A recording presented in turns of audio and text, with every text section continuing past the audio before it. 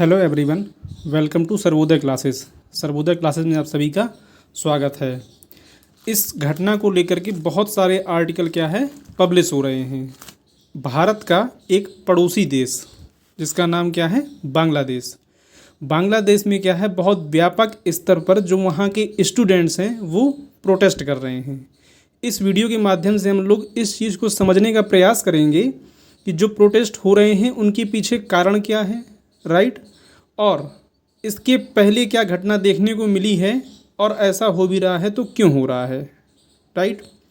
जैसा कि आप यहाँ पर देख सकते हैं अपनी स्क्रीन पर कि सरकारी नौकरियों में जो आरक्षण होता है, रिजर्वेशन होता है, उसको लेकर के यहाँ पर जो स्टूडेंट्स हैं वो प्रोटेस्ट कर रहे हैं और इस पूरे प्रोटेस्ट को बांग्ला नाकाबंदी नाम दिया गया है। यानी कि इस पूरे प्रोटेस्ट को ऑर्गेनाइज तरीके से बांग्ला नाकाबंदी के नाम से जाना जा रहा है या इसी इसको नाम दिया गया है, राइट।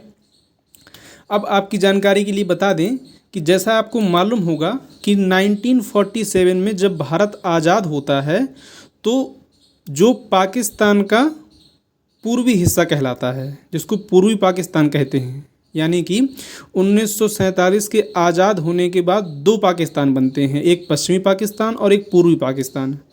पूर्वी पाकिस्तान जो कि बांग्ला बोलने वाले ज़्यादातर लोगों से बना हुआ था, यानी बांग्ला भाषी लोग यहाँ पर रह रहे थे। लेकिन पाकिस्तान के बहुत ज़्यादा अत्याचार किए जाने के बाद साल 1971 में क्या होता है कि युद्ध के बाद यहाँ पर मुक्ति संग्राम सेना जो कि शेख मुजीबुर रहमान के अध्यक्षता में चलाई जा रही थी, यानी कि एक सेना बनाई गई जिसको मुक्ति संग्राम सेना कहा गया और इसके अध्यक्ष कौन थे, जो पूर्व पीएम भी थे बांग्लादेश के शेख मुजीबुर रहमान, राइट। तो उनके प्रयासों से क्या होता है कि बांग्लादेश एक आज़ाद मुल्क बनता है और भारत ने भी इसको लेकर के इसमें सपोर्ट किया, राइट, इस सेना को। और इसके बाद क्या है साल 1971 में जो है बांग्लादेश एक आज़ाद मुल्क के रूप में निकल के आता है। अब प्रश्न ये उठता है कि यहाँ पर जो प्रोटेस्ट हो रहे हैं वो हो क्यों रहे हैं। तो इस पॉइंट को आप याद रखिएगा, चूँकि इस चीज़ से ही जुड़ा हुआ है पूरा मुद्दा, इसलिए मैंने आपको ये चीज़ बताई हुई है यहाँ पर। तो जैसा कि आप लोगों को मालूम होगा कि आज़ादी के जो नायक थे, यानी कि जिन लोगों ने इसमें हिस्सा लिया देश को आज़ाद कराने में, तो उनके बच्चों को क्या है रिजर्वेशन मिलता है, राइट। इसी को लेकर क्या है स्टूडेंट प्रोटेस्ट कर रहे हैं। बांग्लादेश में जो सरकारी नौकरियां हैं उनमें आरक्षण की व्यवस्था को लेकर के एक तार्किक आधार पर सुधारों की मांग की जा रही है कि जो वाकई इस चीज़ का हकदार है उसको आरक्षण दिया जाए। हालांकि इस चीज़ को लेकर के जब ये मामला सुप्रीम कोर्ट में गया तो सुप्रीम कोर्ट ने यथास्थिति बनाए रखने का आदेश दिया है। लेकिन छात्रों का कहना ये है कि जो उस युद्ध में यानी 1971 में जो युद्ध के हीरो थे कह सकते हैं, जिन्होंने फाइट किया और देश को आज़ाद कराया पाकिस्तान से, उनके बच्चों को और कुछ खास तरह के लोगों को क्या है इसमें तरजीह दी जाती है, जिसकी वजह से क्या है मोस्टली जो वैकेंसीज होती हैं उनका एक लार्ज नंबर केवल रिजर्वेशन में ही चला जाता है। अगर आप बात करें तो जो टोटल सरकारी नौकरी होती हैं उसका लगभग 1/3 हिस्सा यानी 1/3 उनके आरक्षित बच्चों के लिए ही चला जाता है। प्रदर्शनकारी जो हैं यानी जो प्रोटेस्टर्स हैं वो ये मांग कर रहे हैं कि ये तरीका क्या है भेदभावपूर्ण है और अगर किसी की नियुक्ति होनी भी है तो वो मेरिट के आधार पर हो, यानी कि वो अपने आप को साबित करे, उसके आधार पर जो है उसका चयन किया जाए, राइट। इसको लेकर के यहाँ प्रोटेस्ट हो रहे हैं। अब इस चीज़ से सबसे ज़्यादा दिक्कत जो देखने को मिल रही है वो वहाँ के लोकल पीपल को मिल रही है। क्यों?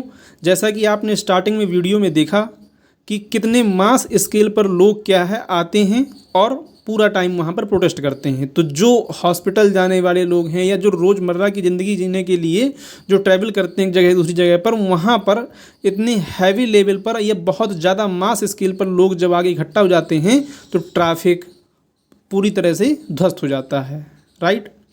Because of Kota protest patient suffer unable to reach hospital due to blockade, यानी कि जो ब्लॉकेट देखने को मिलता है। अब ऐसा नहीं है केवल ट्रैफिक जाम किए गए हैं, रेल और ट्रैफिक यानी कि जो रेल सुविधाएं हैं उन पर भी क्या है लकड़ी लेकर के बच्चे जो है जो स्टूडेंट से प्रोटेस्ट कर रहे हैं वो लेट जा रहे हैं। यहाँ पर आप देख सकते हैं, ये देख सकते हैं तख्ती लेकर के तरीके से ये रेलवे ट्रैक है जिस पर ये स्टूडेंट लेटा हुआ है, राइट। तो इन चीज़ों को लेकर के सबसे ज़्यादा समस्या जो हो रही है वो वहाँ के लोकल पीपल को हो रही है, राइट। अब इसमें एक एंगल और निकल के आता है, उसके बारे में थोड़ा हम लोग बात कर लेते हैं।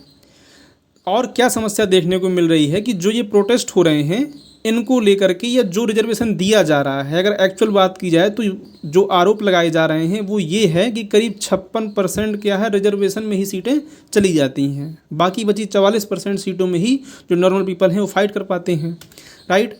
और शेख हसीना, जैसा कि आपको मालूम हुआ कि वर्तमान में क्या है वहाँ की प्राइम मिनिस्टर हैं, और ये चौथी बार क्या है चुनाव जीत करके यहाँ पर आई हुई हैं सत्ता पर।